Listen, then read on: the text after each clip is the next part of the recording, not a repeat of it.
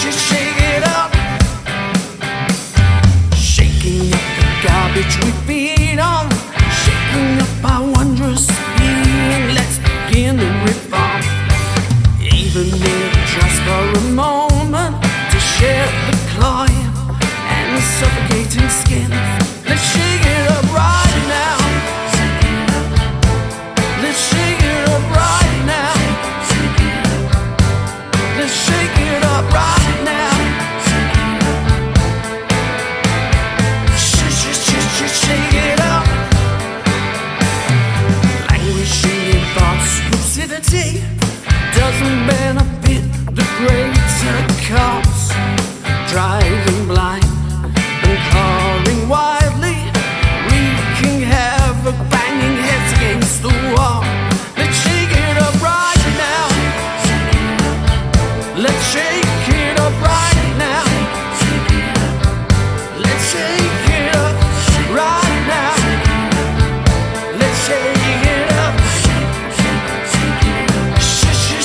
Shake it up. Wailing at the hope struck numb by rules that make no sense at all. Let's shake it Let's up begin the right reform. now. Let's open up the door. Let's shake it up right now. Let's utilize the power. Let's shake it up Right now.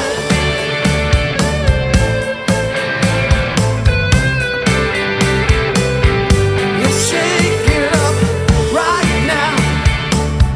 Let's shake it up right now. Shake it up right now. Let's shake it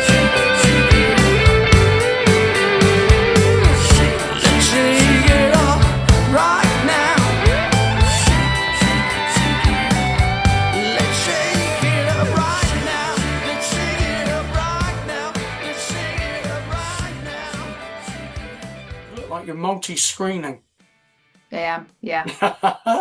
Wonderful. That's excellent. So it's wonderful to be with you, Kate. And I've come across you in that wonderful place. In fact, a couple of places. TikTok initially. Mm-hmm. Yeah. I will name them. Other social media platforms are available.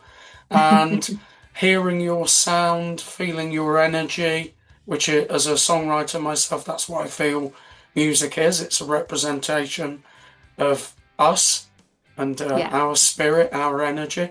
Then I went to Spotify. Other platforms are available. Your music, I've no doubt, is everywhere. And started listening to the music. I think it's fantastic what you're doing. Where I want to begin is where you are now. So if you'd like to share with our listeners what's current, what's happening at the moment, what are the songs that are out, the things that you're doing, and then we're going to take a journey back to where that all came from. So let's begin with now, if that's okay. Yeah, so now I suppose I released an EP just over a year ago now. It was called Unfolding, and that was kind of my first proper studio EP, I suppose. Prior to that, I did have another EP that I released a good few years ago now. It was like a live EP. So so I suppose the last while I've been working on releasing that, getting the singles out there, promoting them on social media and all of that. And I've also been gigging quite a lot. So the last year or so, I've been very lucky. I've gigged around Ireland. I went to the UK and did a little week there. And I've been really busy with that, which has been great. So whereabouts were you in the UK, out of interest? I was mainly around London and Oxford. Ah, Oxford. That's kind of a little bit neck of woods where I used to be, Buckinghamshire. That's obviously Oxfordshire on the boundary. Wow. So you're travelling the music. Trying to, yeah, no, it was great. It was so nice to kind of get out of Ireland and see somewhere else, I suppose, and kind of meet new people and all of that. It was really inspiring. It was great. What about Ireland? Where have you performed in Ireland? All over really, yeah. So I'm from Kerry, so I gig a lot there, and I live in Dublin now, so I play a lot up here, obviously singer-songwriter nights and all that kind of thing. And then I've been all over Limerick, Galway, Donegal, wherever people will have me, I'll play there. This is a challenging question because I don't know if I can answer this one. You don't have to answer it in the way that it might seem like it. Do you prefer live or recording? All live. Yeah, a Yeah. million percent live. Ah, Always live. Yeah. I just feel like, recording is fun and recording can be fun. And I'm very lucky. I work with two producers who I get on very well with, and they make the process very easy for me. But I think there's just nothing like the moment and the that mm. feeling of, when you have a nice crowd and they're engaged, and that feeling just can't be replicated, I think, through recording for me. And is that predominantly you when you're performing live? Is that you, acoustic guitar? I'm kind of feeling. I'd say like 80% of the time, yeah. And then Yeah. I also sometimes do like acoustic duo, or I'll do full band as well. Not so often, maybe like a couple of times a year, I'll do a full band show, but um for the most part, especially if I'm traveling, it's me or a duo. So, busking. Do you do a little bit of busking I at do a little bit, times? yeah, a Yeah. little bit of Yeah. busking, yeah. Yeah. So you're out there. You're doing what is necessary. Here's another question for you. What's your relationship like with social media? I think like any musician, it's a little bit love-hate, but I Well done. definitely Yeah. I definitely I suppose have seen the power of it. Mm, And I was very inspired, like especially during lockdown, people that really seem to like leverage, like TikTok in particular, I think is a really big one, to kind of gain that fan base. And I suppose I kind of went away and I studied it, and I really kind of suppose just over a year ago now, I really went like all in on TikTok. I really, really, worked on, learned how to edit video, learned how to color grade, learned how to post and do all those things. And to me, that has probably been one of the most beneficial things that I've done. I, gained a little following there, which has been amazing. And it really, I suppose, before that, really, when I'd do things, it was really only friends and family that would see it, or the I pick up the odd person along the way, but I really felt like I was reaching just so many more people, and people who excellent. really liked it, and they were going away and listening to it. They were, picking up CDs, they were getting involved, and it's been so positive. Now, it's still difficult, and I think it's still difficult to really understand, and like if you play in a room of 100 people, you see 100 people. Yeah. If 100 people like your TikTok post, it doesn't really mean anything to you. It kind of all Mm, becomes very arbitrary, and you're kind of constantly chasing this number that you can't see almost.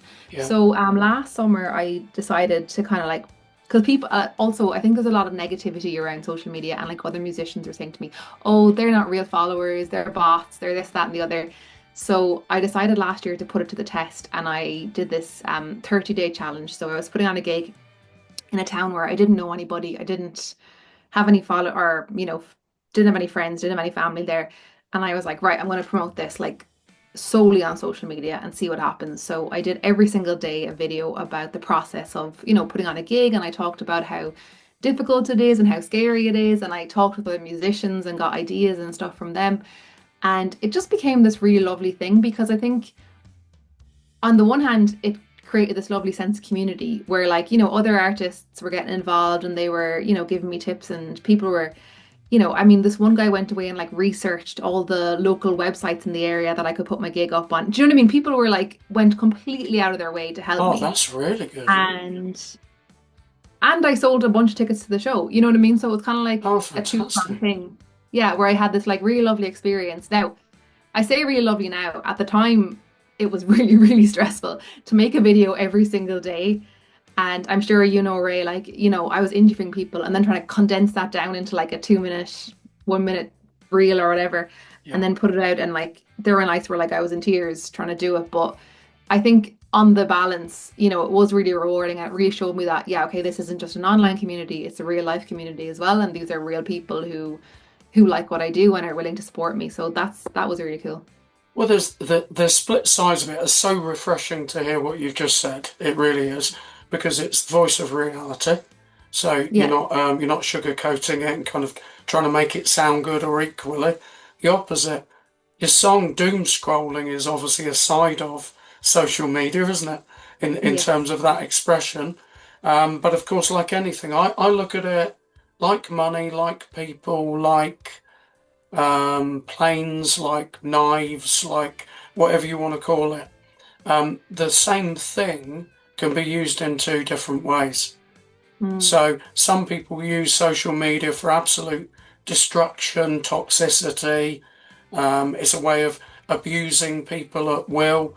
Thankfully, there's also, of course, the amazing people that there are that really value what you do. And I think for me is exactly what you said. Exactly what you said. In a different stage of life, a different creator, I found it's a great way, particularly TikTok.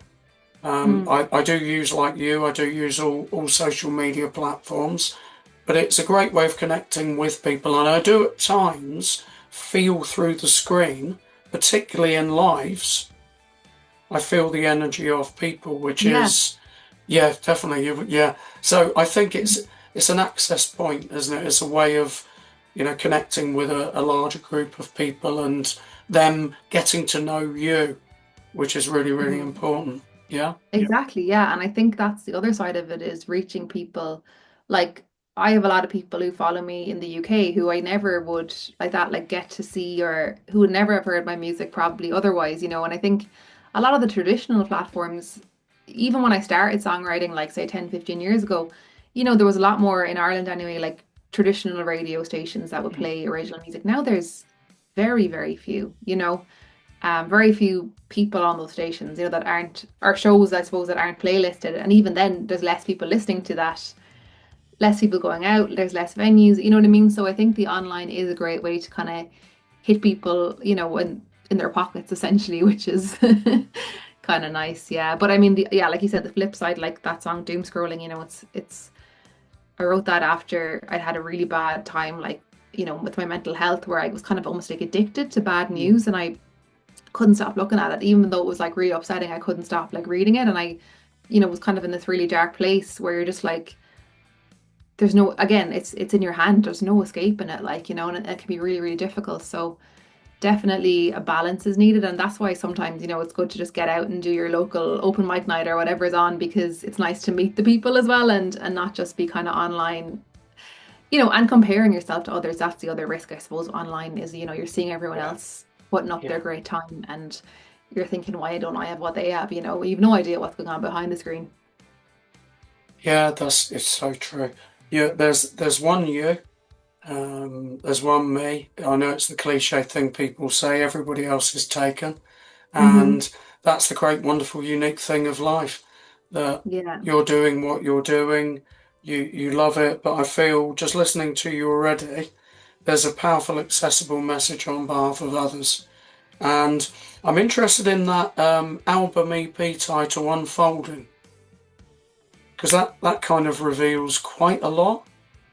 Is there, you just spoke about doom scrolling. Um, where did unfolding come from? Was that a self-expression of you? Was that a stage of life of you? If you get me, were you Yeah, I unfolding? think so, because, I suppose, I mean, if we talk about life pre-lockdown and post-lockdown, and pre-lockdown, I was kind of losing my way a little bit, and I was kind of falling out of love with music, I think, a little bit. And I really, during lockdown and during that whole kind of crazy time, I really struggled to do anything creative. I really, really did. And some people really took that opportunity and ran with it. I've kind of had the opposite, where I was kind of felt very blocked and very, I suppose I was so stressed out and everything else that, it was very hard to kind of, and like that, there was very like few outlets. They were all gone. And I kind of felt very isolated, I think, at that time. And then like slowly but surely I kind of came back to the music and I came back to songwriting. And I think the songs in that EP collection, you know, the kind of unfolding, I suppose it's kind of like stories of different things that happened to me, or, parts of my life. And it's kind of that like me, I suppose, opening up again to the world and opening up to sharing this part of myself, and that's kind of where it came from. Mm. Yeah, it was a closing down, wasn't it? It was a Yeah. closing down for many people, and I think you also touched on there. It was an opening up. for other people. So it was an opportunity in different ways.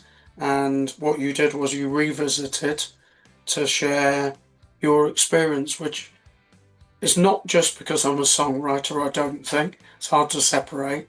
I really, really do feel it's so important because in a world that promotes, I'm speaking on behalf of me now, a world that promotes a constant narrative that generally is fed into the consciousness, and that's it. And Mm. more often than not, that is doom and it's destructive. However, that's not actually how it is. That's how it's promoted to be how it is. So therefore, I feel creativity, definitely not just mine, but the creativity of others is we're infusing, we're infusing into those that become aware of what we're doing an opportunity for alternative ways of looking at things. Mm. I say, diversity without division. That's a message I often share. So I think I'm really getting that feeling from you.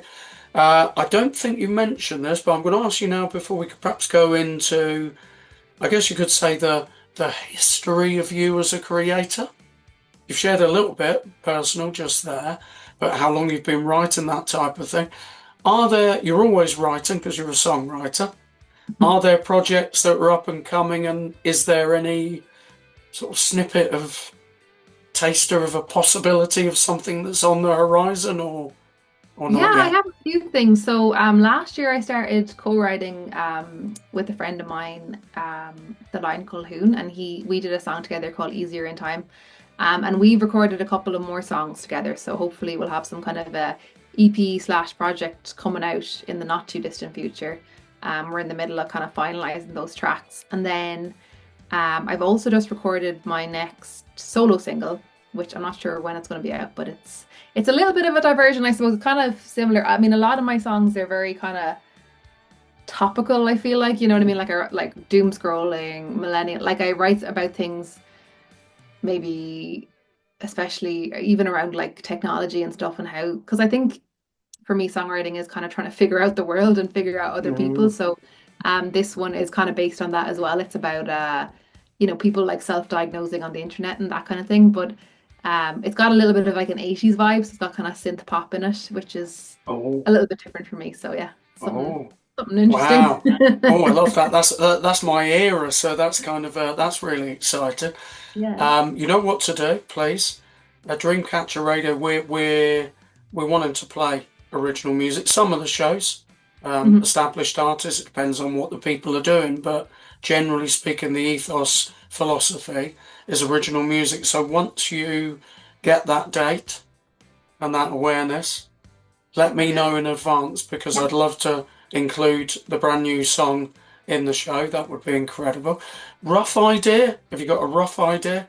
It's not written in stone. I know what it's No. like.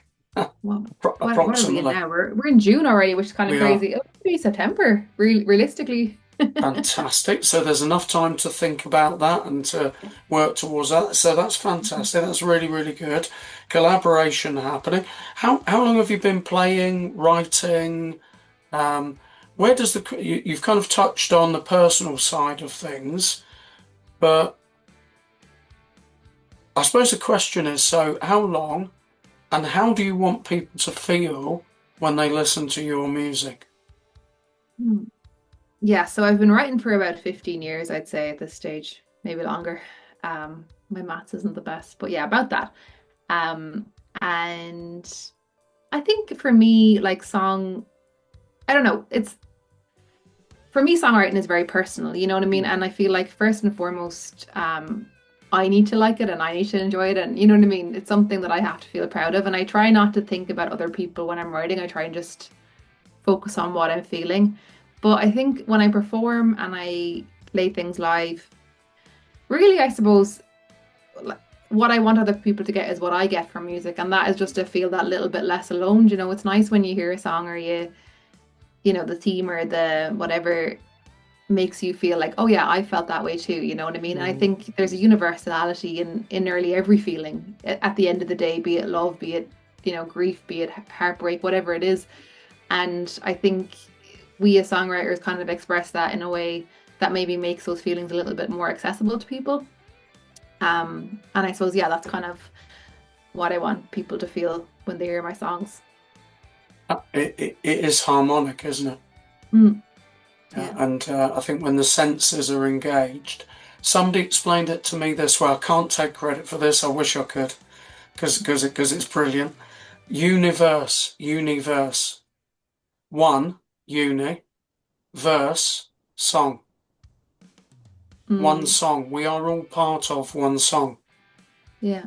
So when we hear the different versions of the one song, which is the human experience, that's where the incredible connection takes place. So when we express us and our view, and then that does speak for others because it is part of a common experience, which is amazing, isn't it? Mm, And yeah. immediate, and immediate. So wonderful. Have you got a musical background? Were family musical or? Um, yeah, like I mean, definitely like some of my family would be pretty musical.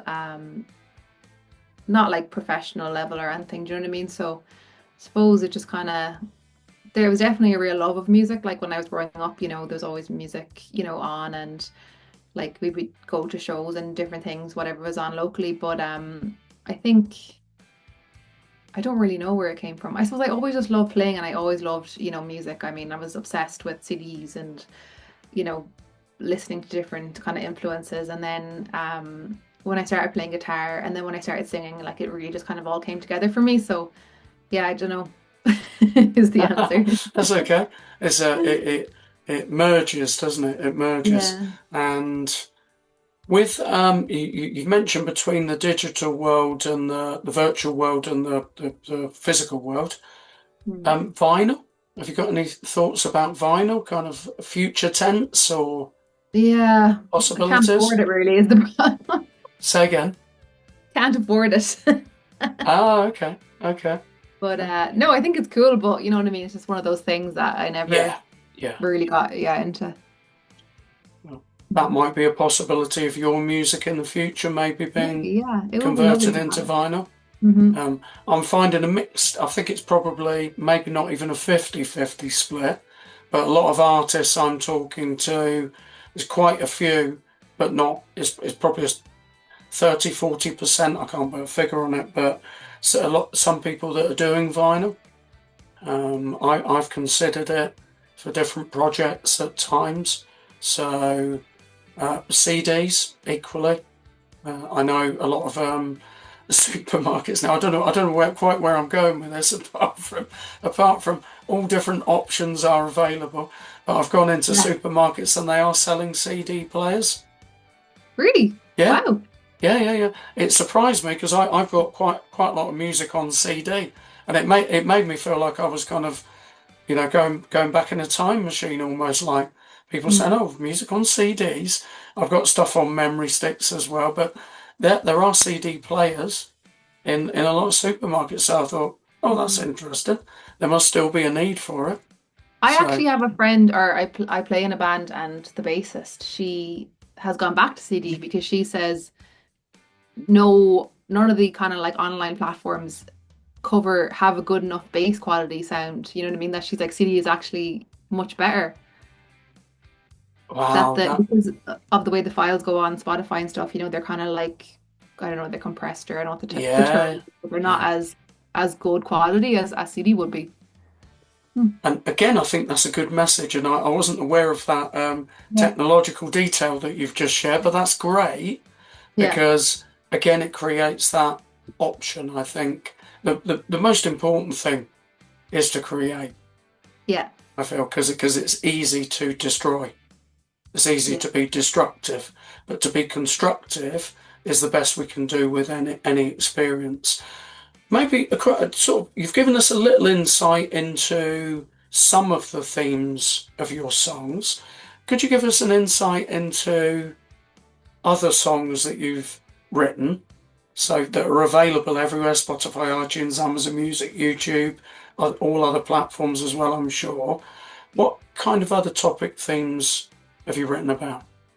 Yeah, so gosh, I think yeah, well, my song Easier in Time, that's one that like is a bit different, I suppose. It's kind of about like growing up, I, watched a lot of like noughties TV, and I would, in the shows like people would go through breakups and they would have like their friends over and they'd watch movies and eat pizza and stuff.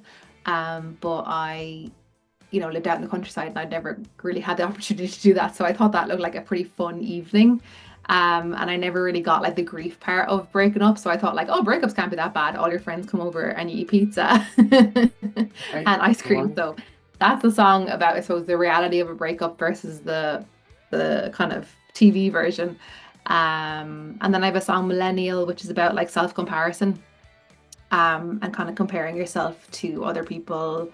Again, like online or Instagram or that kind of thing, kind of comparing, you're looking at photos of people's best days and you're kind of comparing yourself to that. So I think that's again a pretty topical one. And then I have like your classic breakup song, like I have a song called Sorry. It's just about a breakup essentially, but yeah. Invest. Invest sounds Invest. an Yeah, so interesting title, that one, Invest. yeah, so that one is about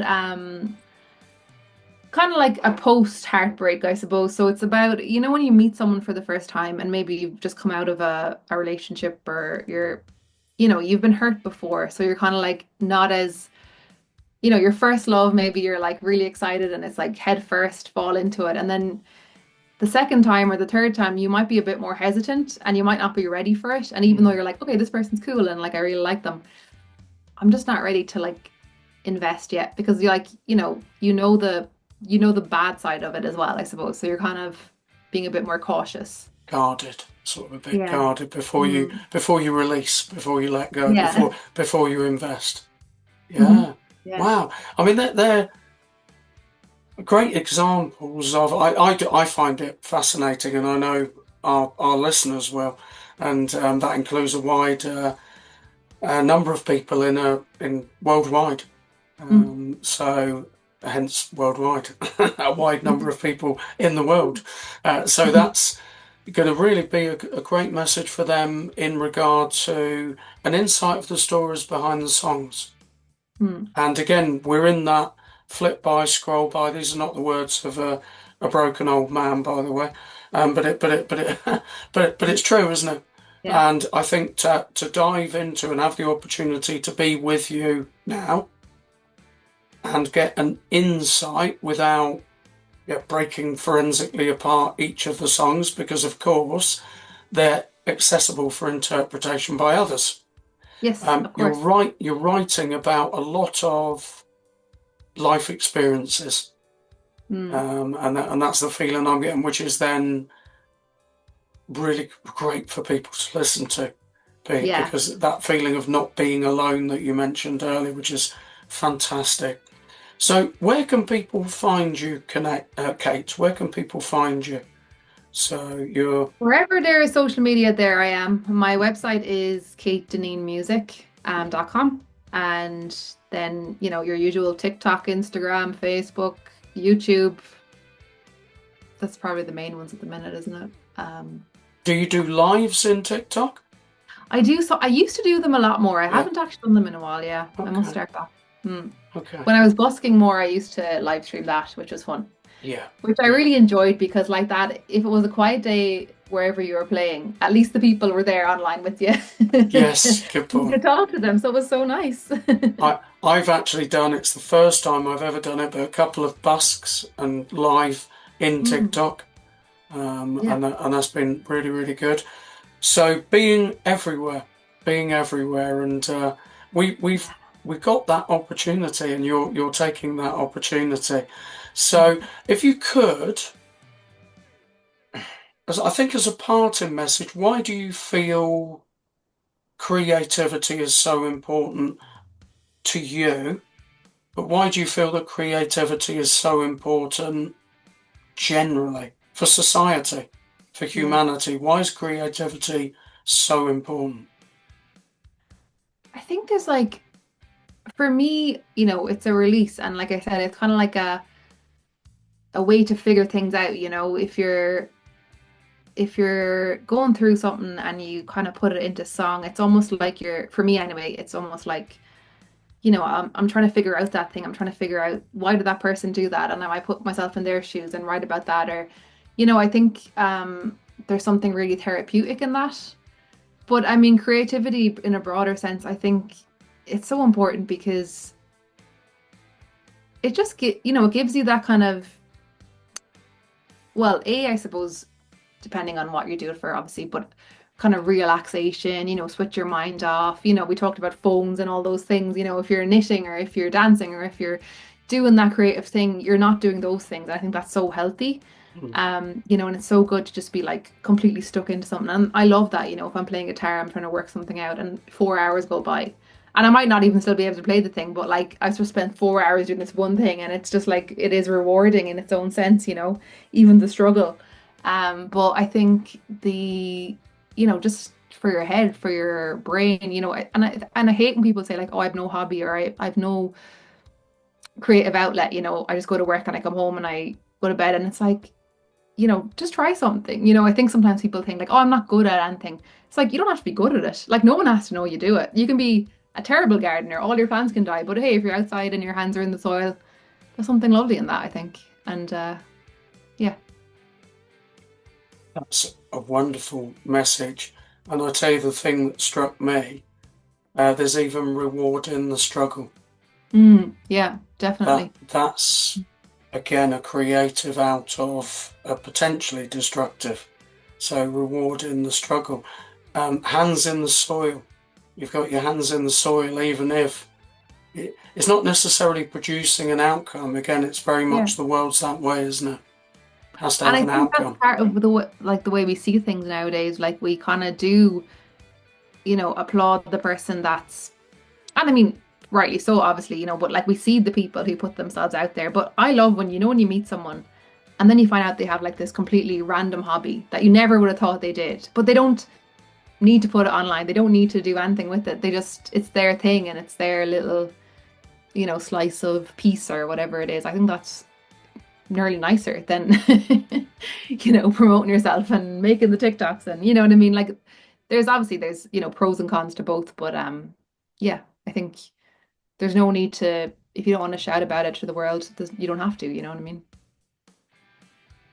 Great stuff. Thank you, Kate. It's been brilliant chatting with you. Yeah, you too, Ray. Thank you so much for having me on. I know I found it beneficial, and I know our listeners will as well. So keep us posted as to the future, Will and do. it's wonderful to connect with you. Thank you. Yeah, thanks.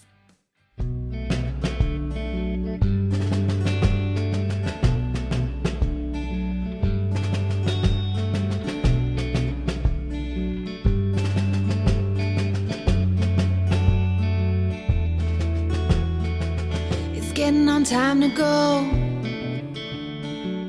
So move towards the door. And what are they shouting for? We're leaving anyway,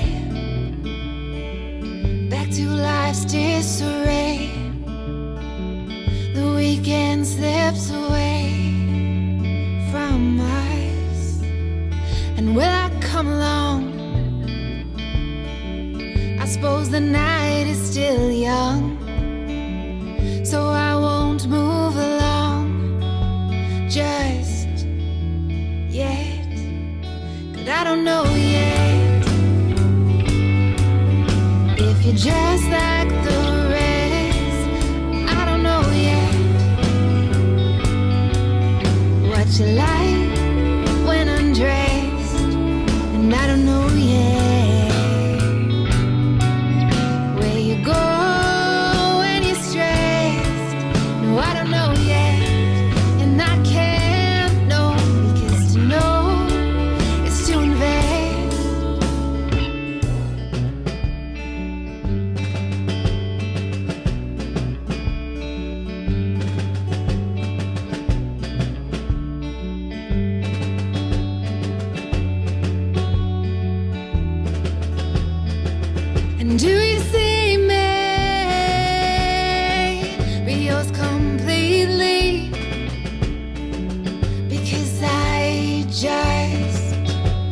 need a sign.